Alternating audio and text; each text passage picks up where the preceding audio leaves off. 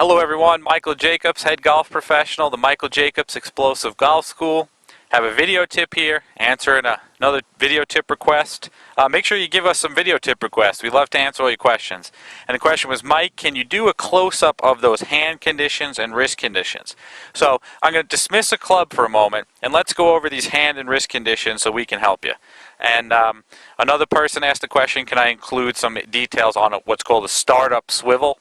Well, whatever, here we go. So my wrist is, and a lot of this is covered in my DVD, Grip and Wrist Action, but if I have my hand in what I call palm neutral, and what I mean by palm neutral is I have my hand and it's straight out in front of me, and you'll notice that palm neutral means my palm is facing that way and the back of my hand is facing that way. My hand is either vertical or neutral or normal to the plane, however you want to look at it, and any degree of palm down or any degree of palm up is considered a swivel. Anytime that this forearm introduces rotation of anything other than palm neutral, anything separate of palm neutral, whether it's a slight move palm down or palm up, is deemed a swivel. So that's let's just get that straight in our coconut here right out of the box. So palm neutral, palm down would be some type of swivel, palm up would be a swivel on this side. So if I turn this way and picture a plane here that I'm swinging on, my hand is normal to the plane right now. It's palm neutral. So on this backswing, if I intentionally add some type of rotation, a swivel type move to where there's a palm down type move where this hand would then lay right on this plane, that would be a startup swivel. Now, does that help some golfers? Sure it does. I mean, anybody who has a closed club face, things like that, or, you know, a lot of people are taught that way. I think one of the old adages in golf is toe up, toe points to the sky, toe high, waist high, club points to the sky, things like that. So that would be an example of a startup swivel to where there is a move to palm down from the forearm to get that hand to lay on the plane this way. An over swivel would be if you went beyond the plane and actually went to completely palm down. That's what the slicers are doing. So someone who's slicing is going completely to palm down on that backswing and getting that left wrist bent at the top. So if you're going to do some type of intentional swivel on the backstroke, some backstroke swivel to where you're going palm down, what you need to do is you need to only swivel enough to where it's laying on this plane here. So I feel like, to me, if I had to describe it from my own personal feel, it would be a quarter turn, a quarter swivel, a quarter palm down to get that hand to lay on the plane on this side.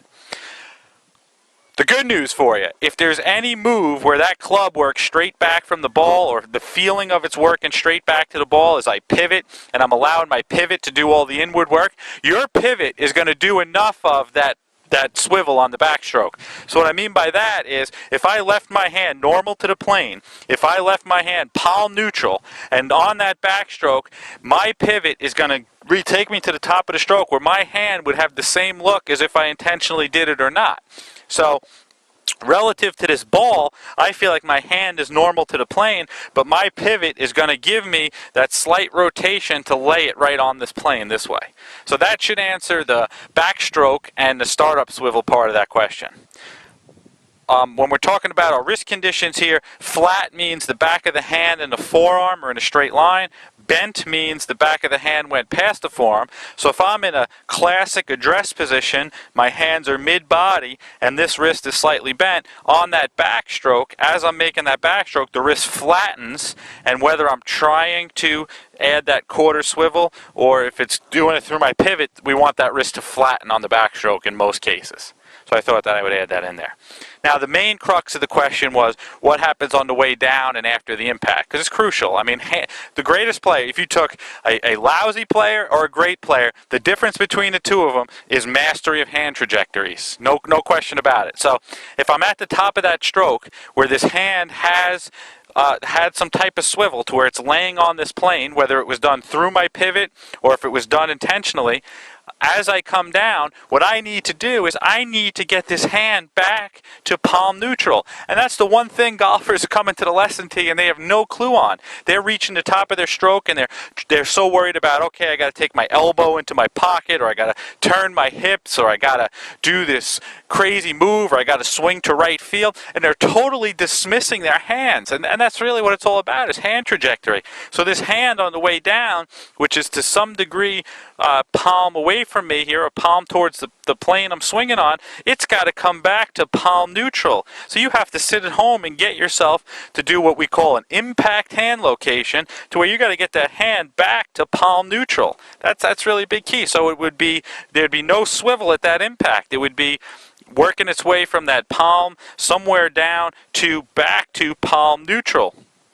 After that impact, after that contact, and after that ball leaves, as I get into a full stretch, is where we introduce our follow-through or finish area swivel, to where now it's going to go to palm up.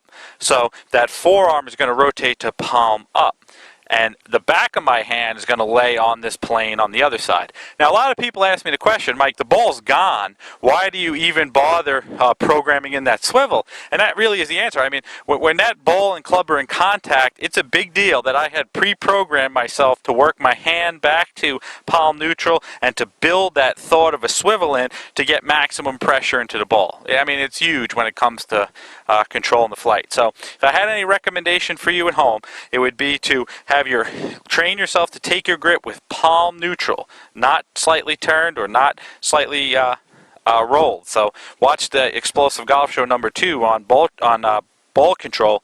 So palm neutral on that backswing, I think it's pretty normal and most widely used to let your body pivot set that hand on the plane this way. So you could almost feel like you left it cutting normal palm neutral the whole time. And then on that downstroke, as you come down, make that flat right shoulder turn. This hand's going to lay right on that angle. As you come down, train yourself to make that move down to where that hand is going to work its way back to palm neutral.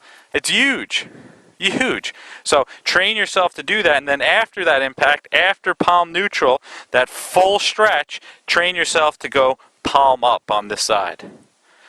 Obviously train it without a club first, and then from beyond there, after it goes to palm, some degree of palm up where it's laying on this plane, some people can continue to swivel, or you can just leave it at that point as you bend your left arm and you come into your finish on this side. So there's plenty of little different ways to do it, customize your pattern. Hope that's a little better introduction for you, and I hope you enjoyed the video tip from the Michael Jacobs Explosive Golf School. Thank you. I'll see you at the next tip or show.